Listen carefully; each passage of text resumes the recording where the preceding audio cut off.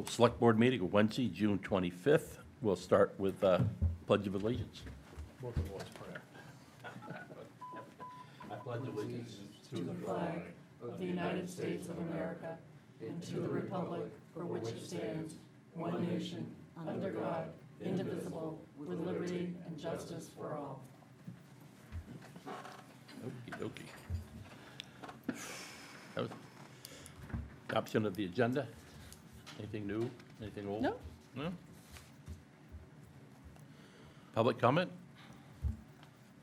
Nope. Select Board announcements? Nope. David? Matt? Holy moly. Town Administrators Report. Thank you, Mr. Chairman. Good evening, everyone. Couple of items tonight. I did want to recommend to the Select Board a new hire, Anthony Simmons, the interview team for the alternate code enforcement officer of myself, Tim Clark, our code enforcement officer, and Denise Perry in the codes office. We all recommend Anthony Simmons as the alternate code enforcement officer. He has been involved in the contracting business in Harpswell and in the region for a number of years. He's very familiar with Harpswell. He needs to get more familiar with the ordinances, obviously, as a code enforcement officer, and he is very motivated to do so. So we're recommending that he be hired. He currently has some projects that he needs to complete, so he would work part-time through the summer, 20 hours a week, and then he would go to full-time in September, in and around September 1st. So we recommend him. The starting pay rate is $29 per hour, but we do anticipate increasing that rate once he becomes certified. Under Maine law or regulation, a code enforcement officer, once appointed, has to become certified within 12 months. So that is his intention, and that is our expectation. In addition, we would expect over time that he would become a plumbing inspector also. So that's part of our, plan to have him become licensed in that area as well. Well, I move we hire Anthony Simmons. I second. No discussion, all in favor? Thank you. The next item I wanted to mention is the vote on the demolition of the administration building at Mitchell Field passed. I have reached out to Max Johnstone at the Greater Council of Governments, Mid-Coast Council of Governments. He worked on the report that covered all of the aspects of the demolition of the building, including the possibility that the town could apply for a $50,000 grant. He informed me that the grant period is coming up this fall. So I just wanted you to be aware that our intention is to apply for that grant. And so, we'd rather not spend town money at this point if we think we can get $50,000 for that part of the project, and then we would move forward with the demolition. So I just wanted to kind of give you that next step piece so you're aware of what we're planning to undertake. I also wanted to mention that the Bill 1864 that the town of Harpswell introduced to the legislature, it was called, or is called, an act to facilitate the reconstruction of storm-damaged commercial fisheries facilities and infrastructure. That was passed by the Maine legislature this session. It was considered emergency, and therefore it was signed by the governor, and it has become law. We immediately, or our planner immediately notified some of the fishermen who have been waiting for this law to go into place. So we're hopeful that some of those storm-damaged fishing structures can now be replaced, through a pathway. They still have to go through a pathway at the town level. They would need a variance, but Maine law is now making it easier for that to happen. So I think that's a good place to be. It took us a while to get here. I know it's been frustrating for some of the fishermen that they can't, replace buildings that they've had for many years in a time frame that they wanted to do so. But anyway, I'm pleased that there's now a way forward in that area. And again, it's very narrow, this law. I should, remind people that it's only focused on those structures that were damaged in those January 2024 storms. So it may be something that we can build on. It's actually applicable across the state. It's not just Harpswell. But I think there's going to be more storms, there's going to be more damage, and I think the fisheries is going to need more help in that area in the future. One more item that actually two more items.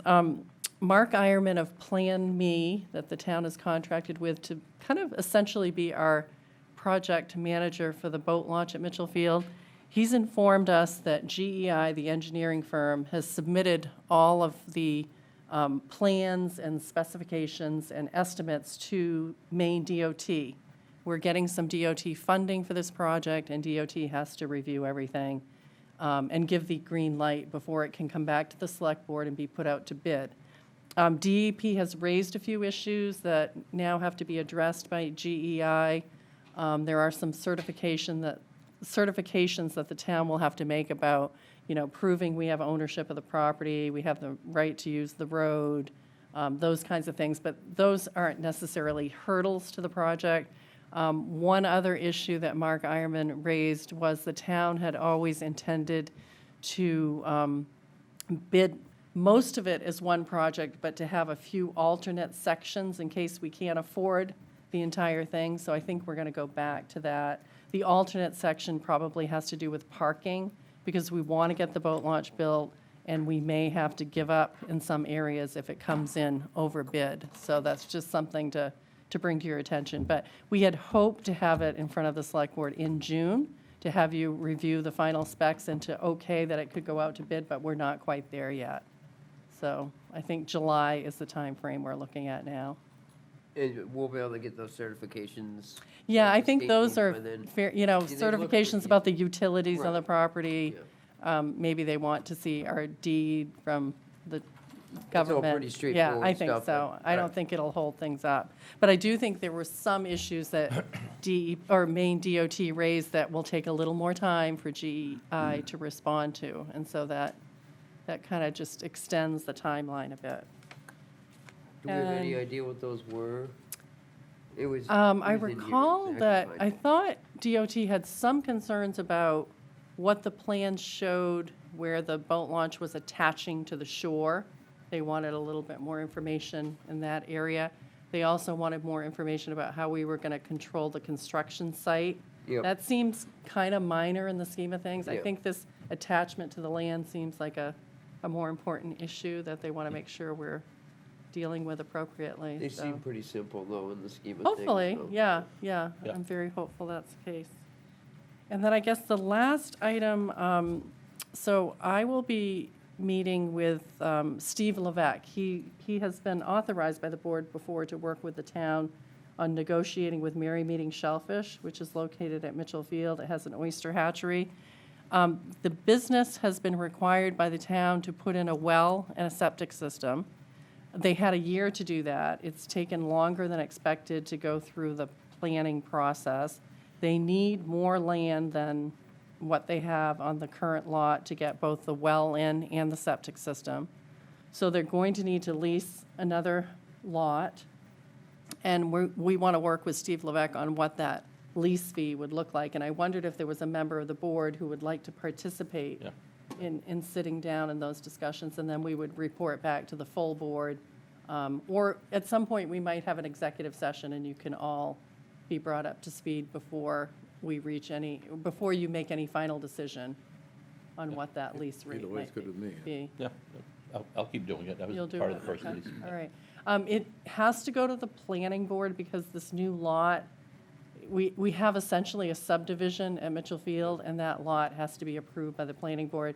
So that's going to take a little more time, and we're probably going to have to grant another extension on this, this issue of getting the septic in. I think the well can be located on the lot that's currently being leased, but the septic, there's not enough space for it. Right. And I will say, for anyone who's listening, the applicant or the vendor, the owner of the company, they're going to be required to put the septic system in.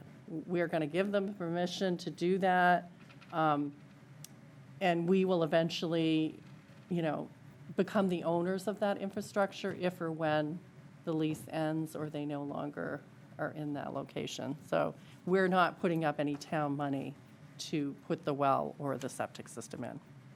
So that concludes my report. Thank you. Oh, no, thank you. All right. Consent Catching up on agenda. things. Exciting. I move the consent agenda, which is the approval of the minutes and a road name, which I'm assuming you guys are going along with Gosling Run. Goslin Run. That's the choice. And committee resignation, which is actually the planning board, that's Howard Leviton. I would accept his resignation with regret.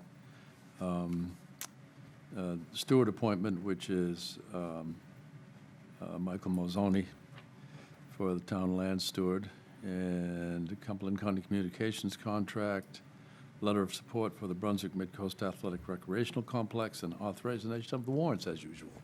That's my motion. I'll second David's motion. All right, all in favor? All right, Peabody Road project, tree removal.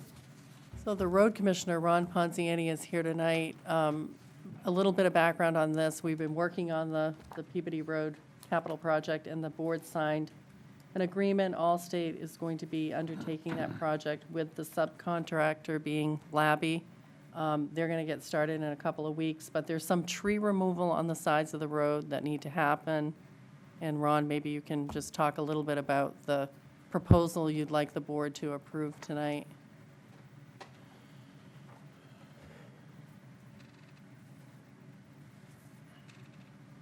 Ron Ponziani, the road commissioner in Harpswell.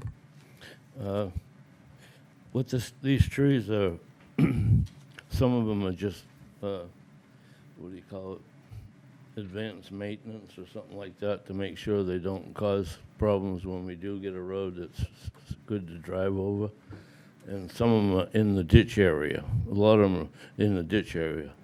When you go by there, you think in your mind is that road is about 5 feet wider than what the side of the road is. So, and you'll see the pins. I've highlighted the lot pins up in the with orange reflecting paint. So a lot of them are right in the right of way.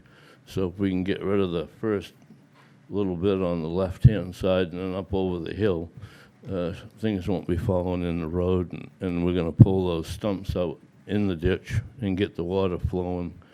And then it goes across under 123, and it goes to the bay, which has got plenty of room for more water. And should turn out to keep the road better for a long time, I hope. And right now, We do too. what's that? Say we hope so too. Yeah. Yeah. This- So, Are they yeah, ready to- so anyway, I got this estimate 2 years ago, wasn't it? I think it was 2 years ago I gave it to you. 2 years? I think it And was he's last- still stuck right to it. He It was said, last year, but, Was it last year? Yeah, this is the second year. yeah. Yeah, so, I talked to him, and I said, he said, that's okay, don't worry about going over, it's not gonna go over, and if you find another 1 or 2 trees that need to come down, just tell me about it, or if I see them, I'll take one down, it's dangerous. And I said, okay, 'cause I did understand that I might have missed 1 or 2 up on, near, I don't know, Jordan Road, I think it is, off on the right, going from the north end coming in. So he said he'd take care of it. Whatever's in the way, he'll get rid of it. And so, yeah, he's been awful good to be that patient. I didn't know anybody'd be that patient to wait, but he's eager to get going. And what I want to do is get this stuff started so that we don't have him in the way of Labby's, and we don't want Labby in the way of him. He's going to be dropping trees and getting out of there, and so I want to get it going as soon as possible. So it says here the town has all the paperwork, so he's insured and all of that. Okay, yeah, all right. Yeah. I move that we go with Merrill Earth. I'll second it. More discussion, all in favor? Yep. Thank you, Okay. Ron. Thank you very much. All right, wharf applications. I believe you're up, Tim. Tim's. Which Tim? I said, You were going to be here. Yeah, well, I can say is that we had a site visit on Tide Mill. I don't know which one is first on your agenda. I didn't. doesn't matter. Okay. Anyway, there was no objections, no neighbors. It was just Tim and I for the site visit. Really rebuilding a wharf that was there, right? And extending it out Right, a just little going out farther into the, so that it can be the float can be in the water. Actually in the low. water sometime. Yeah, a little bit better than it is. Yeah. So that was no problem that I could It's see. wicked tides up there in the basin. I mean, it's- Yeah. I'm good with it. We can do them That both was- at once. Okay, but the Same- other one is basically just same guy. expanding the float out 2 feet farther. And obviously, it's in a big enough cove where it is not an issue for navigation. We didn't have a site visit there, but we had one just within the last 2 years when it was put in the first time, so there was no issue then, and I don't see any issues now. Yeah, I'm set. Yep, I'm good. You good? I don't see a problem. I move to approve the applications as the harbor master indicates there's no hazard to navigation, no injury to the rights of others in relation to fishing, fouling, or navigating. I'll second it. All in favor? All righty. Aye. American Legion Post 171 request to sell tickets at Pammy's Ice Cream Parlor. Yeah, I'm not so sure about this one.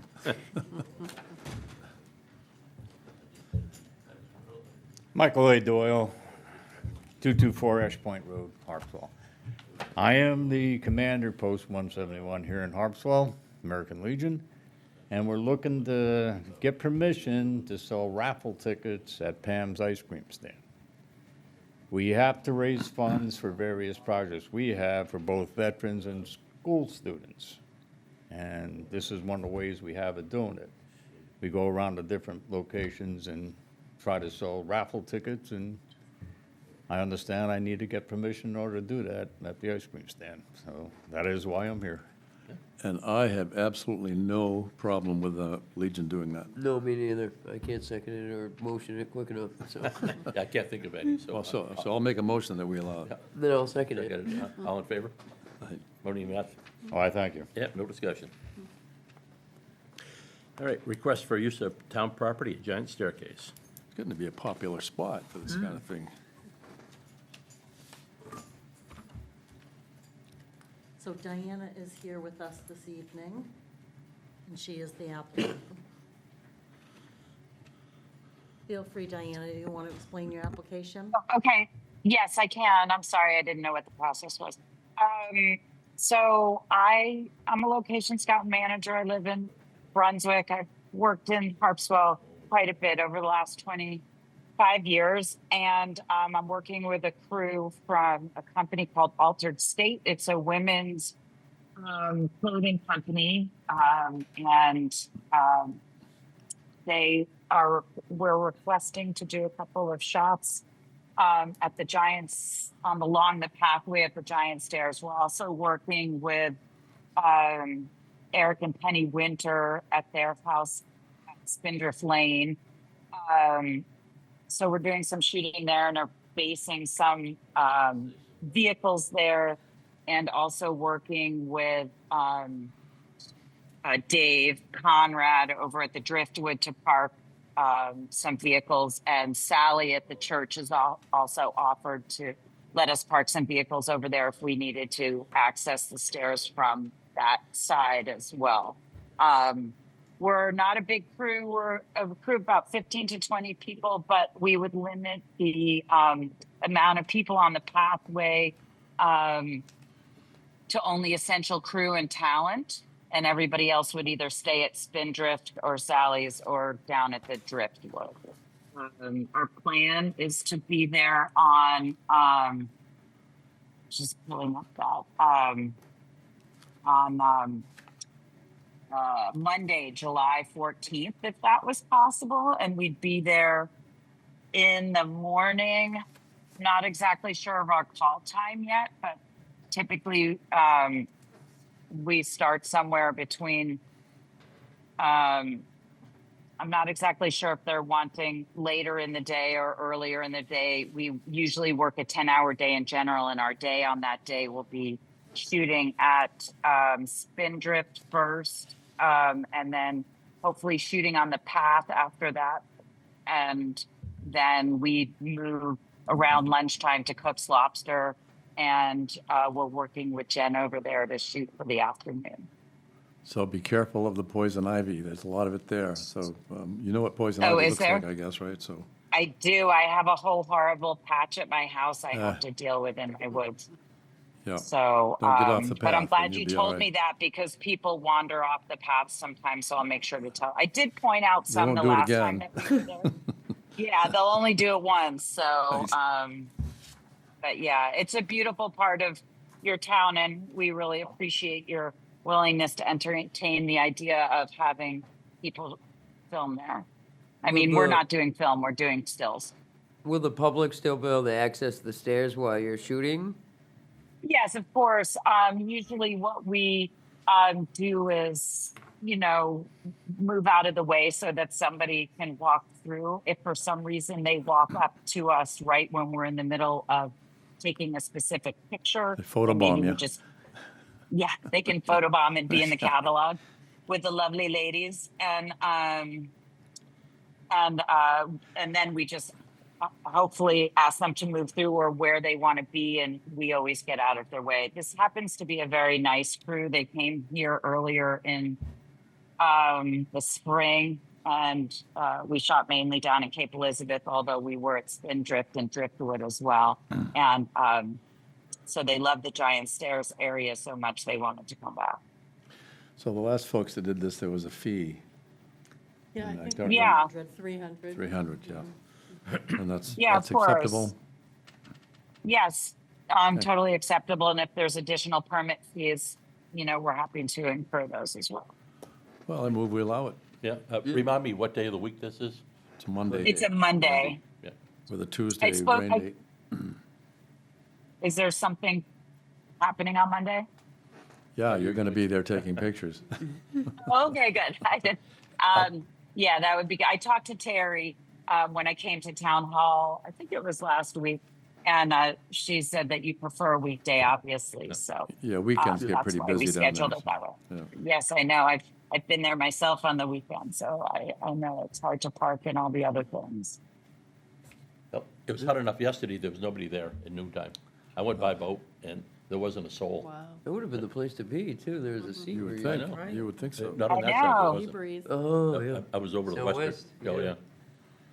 yeah. I was lucky. I'm shooting Cape Elizabeth yesterday and today, and thankfully we're by the ocean. It's So I a move little to- relief. I'll second it. All in favor? Like, It's all yours. Go for it. Thank you so much. I so appreciate it. We're really looking forward to being there, and always appreciate working with you guys in the town of Harpswell. Thank you. Fisheries Committee appointments. I believe this is you. Yeah, I can take this. I'm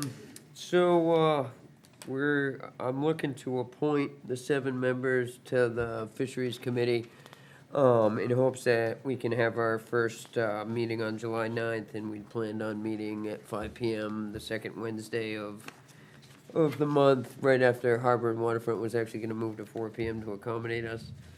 We have received some applications, and the committee itself calls for specific members: a shellfish harvester, lobsterman, pelagic fisherman, scallopper, aquaculturist, wharf or marine-related business owner, and harbor and waterfront committee member.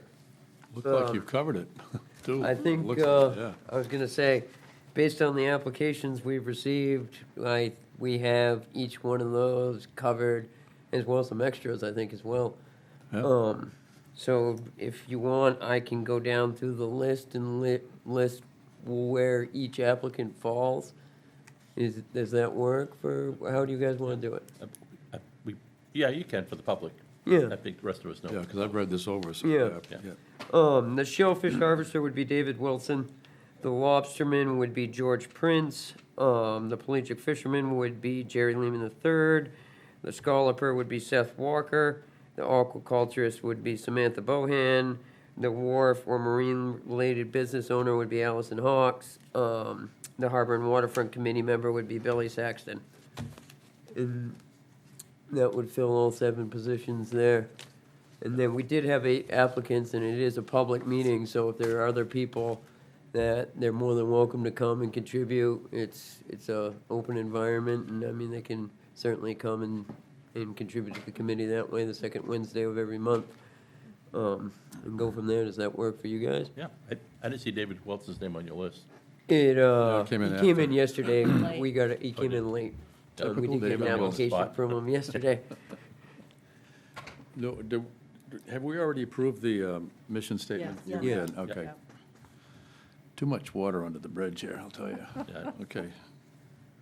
Yeah, I'll, you want to move? Oh, I can move. Yeah. Yeah, I'll second Make it. the motion. I'll second it. All right, all in favor? Well, Hold on, you're the lead, you're the Hey, We're all, chairman now. we're all looking at Exactly. each other here. Yeah. Good luck. Thanks. No, I mean it. No, I'll be all right.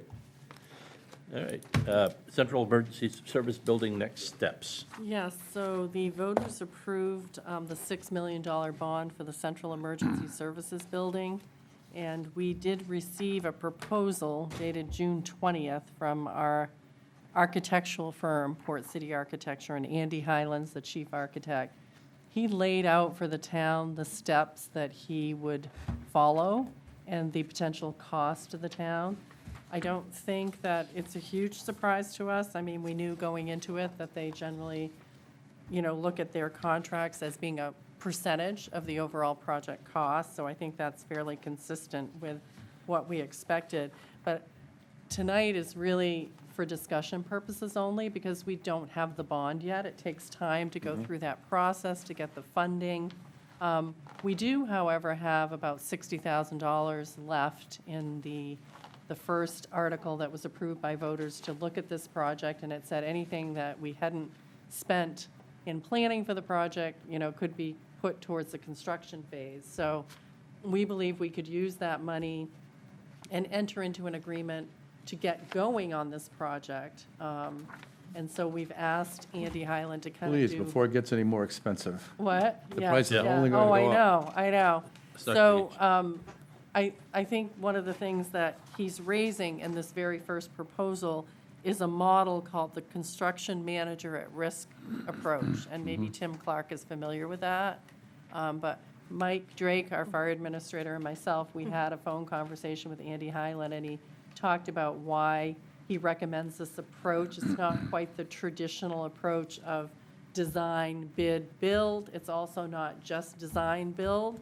It's a little bit of both, kind of. But you do essentially select your general contractor up front is for basically this guaranteed price. So it's something the town needs to think about. It's being recommended by the firm, and I thought you might want to refer it to the Fire and Rescue Committee. I mean, it would have to be a meeting that they hold fairly soon.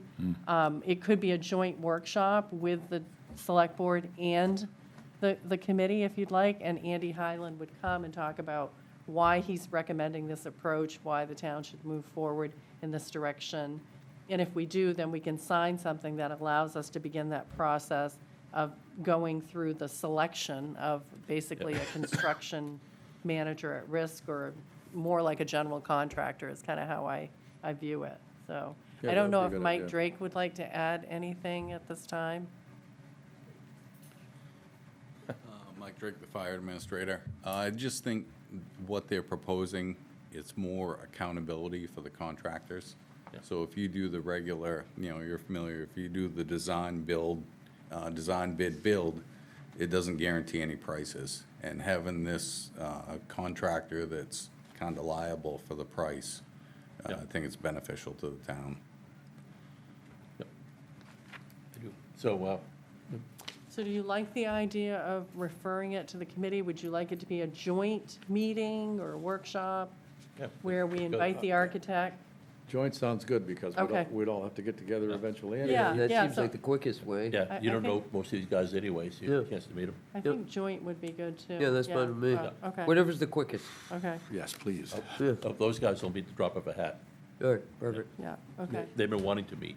I We will work on that. So I didn't want anyone to think that you were signing a contract tonight for anything. This is really just for discussion purposes, but Says we're so right moving in there. that direction. Yeah, I know. And then Terry and I are meeting with a financial advisor tomorrow, the same advisor that we met with initially for the bond for the removal of the pier at Mitchell Field. So we're getting all that advice, and Seems like eventually, a long time ago. I know, eventually we would come back to the board with the recommendations or advice that we get from the financial advisor. There'll be a workshop with the financial Oh, advisor. okay, thank you. Yep, yep. Okay. So those are the steps we're working on at the moment, but I do think scheduling that joint meeting would be a priority, so I'll work on that. Thank you. All right, thanks. Accept Community Resilience Partnership Action Grant regarding flooding. I'm flood- going to ask Mary Ann Nave, who chairs our Resiliency and Sustainability Committee and also our She's on her way. Conservation Commission, Among to other talk about things. this grant, because Mary Ann worked on proposing this grant, submitting this grant, and now we are in the position of being able to receive the grant. So she's our resident expert. Not quite. Hi, I'm Mary Ann Nave, on the Resiliency Committee. Yes, this particular grant is going to sort of partner and be a add-on to the project that Ransom Consulting did for Harpswell in checking sea level rise in our town. And they basically took in wave run-up, and in consideration of some of the islands that are right off of the shore, evidently makes a difference on how the water hits the land, in which I see fishermen here that probably know that. But at any rate, that particular project that we're using now, and is our floodplain maps that were in effect, is based on historical knowledge. This particular project is going to take that data and it's going to model on future storms. What we have now is going to be is going to show some areas having less expected sea level rise than others. I'm going to refer back to, I believe, the Dolphin Marina a few years ago. It was estimated that they were going to have a much higher model of what sea level rise would be. They were able to work with this firm to adjust it based on this background data, not data, but really measurement, and it reduced the amount. So it's going to be a very good, I think, tool for the town, and not only just for as you look at rebuilding wharfs in the fishing community, but for the town planning, where we're going to have more marsh migration, how to plan there, and even as we think going forward, how we might want to bring some highlights to areas that people should be thinking about before they develop. So we're hoping that this will be a tool that'll be used by various parts of town. It's going to be interactive. It will be a modeling device that anyone in town can use once the project's done. So the interesting thing on this, and I'm not sure that we're going to get into this tonight, but Ransom did that project for NOAA and for FEMA, not NOAA, FEMA. That was protected. So basically that information that was developed is not available to be used. However, the 3 engineers that worked on the project now are with Stantec. They quoted this project based on the fact that they would be able to utilize the knowledge that they have from working on the project and add to that. No concept.